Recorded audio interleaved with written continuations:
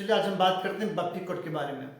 Buffy code किसे कहते हैं, व्हाट इज बफी कोड, आज हम इसके बारे में बात करेंगे। और सबसे बड़ी बात यह है कि किसी भी पेशेंट का हम 2 ml सैंपल लेते हैं या 3 ml सैंपल लेते हैं या 4 ml ब्लड सैंपल लेते हैं तो उसमें हमें कितना सीरम प्राप्त होती है, आज हम उसके बारे में जानते हैं। मान लीजिए किसी मरीज को मैंने 2 ml ब्लड सैंपल लिया तो उसमें कितना सीरम प्राप्त होगा, ये चीज़ हमें जानकारी प्राप्त करनी है। मान लीजिए किसी का टेस्ट पीएसए है या तो किसी का टेस्ट CA-125 है, उसके लिए हमें 3 ml सीरम की जरूरत पड़ता है। तो हमें कितना ब्लड सैंपल लेंगे पेशेंट का जो हमें 3 ml सीरम प्राप्त होगी, आज हम इसके बारे में बात करते हैं। तो चलिए वीडियो के लास्ट तक बने रहे। चलिए हम जानते हैं how to collect serum in actual amount. Actual amount में सीरम हमें कितना प्राप्त होती है, 1 ml किसी पेशेंट का सैंपल लेंगे तो हमें कितना प्राप्त होगी, आज हमें वो जानना है। तो चलिए सबसे पहले हम ये चीज जानते हैं कि बफी कोड किसे कहते हैं, what is buffy code, buffy code किसे कहते हैं। सबसे पहले हम वो जानते हैं। बफी कोड क्यों कहते हैं, present between plasma and RBC. RBC और प्लाज्मा के बीच जो प्रेजेंट होती है उसे क्या कहते हैं, बफी कोड कहते हैं। देखिए मान लीजिए किसी ये है क्या है, टेस्ट ट्यूब है, ये क्या है, टेस्ट ट्यूब है, या आप समझ लीजिए भाई, किसी पेशेंट का हम लोग लेते हैं ब्लड सैंपल तो किस में डालते हैं, भाइल या टेस्ट ट्यूब में। तो मान लीजिए चलिए टेस्ट ट्यूब है या भाइल है, इसको मैंने सेंट्रीफ्यूज किया, सेंट्रीफ्यूज करने के बाद देखिए हमें क्या प्राप्त होती है, नीचे पोर्शन आरबीसी, ऊपर में सीरम या प्लाज्मा, ठीक है। और बीच में जो रहता है, बीच में ये पोर्शन जो रहता है इसको हम लोग बोलते हैं बफी कोड।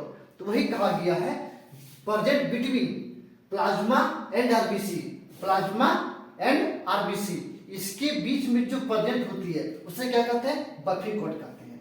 ये वही मेरे कहा गया है। इसका परसेंटेज क्या होती है, 55% होती है प्लाज्मा का, ये पोर्शन यहां से यहां तक 55%।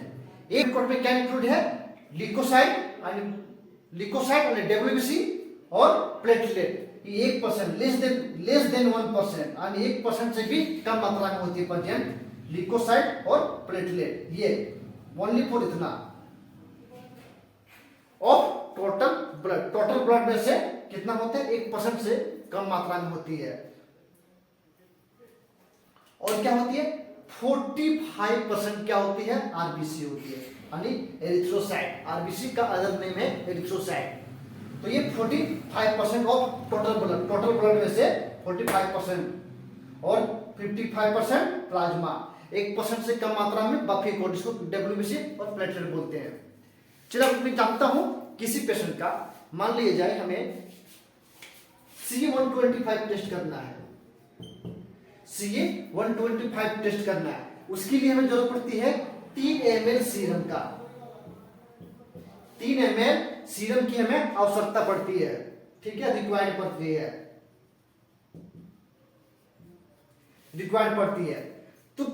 तो हम कितना ब्लड सैंपल लेंगे जो हमें 3 ml सीरम प्राप्त होगी। तो चलिए हम जानते हैं।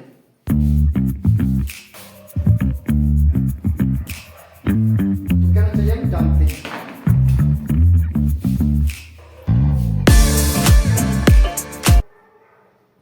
1000 माइक्रोलीटर बराबर कितना हो गया, 1 ml। तो 1000 माइक्रोलीटर, इसका सूत्र होता है 1000 माइक्रोलीटर मल्टीप्लाई कितना है सीरम प्लाज्मा, 55%, परसेंटेज के लिए 100। ये 2 जीरो खत्म, ये 2 जीरो खत्म, कितना आ गया, 550 माइक्रोलीटर प्राप्त होगी हमें पर 1 ml ब्लड में। यानी 1 ml किसी पेशेंट का ब्लड सैंपल हम लेंगे तो 550 माइक्रोलीटर हमें सीरम या प्लाज्मा प्राप्त होगी। तो हमें मान लिया जाए CA-125 टेस्ट करनी है, किसी मरीज का CA-125 टेस्ट करनी है, इसके लिए हमें 3 ml सीरम की जरूरत पड़ती है। तो हमें कितना लेंगे, तो चलिए हम देखते हैं। 3000 माइक्रोलीटर हो गया बराबर 3 ml माइक्रोलीटर बराबर 3 ml। हम देखते हैं मल्टीप्लाई क्या होता है, प्लाज्मा, सीरम। परसेंटेज के लिए 100, 20, 5 तरीके 15, 5 तरीके 15, 16।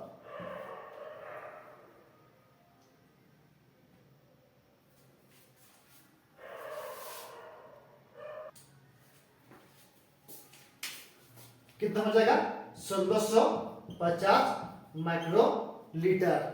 इसको बदल लेंगे ml में, कितना हो जाएगा 1.6।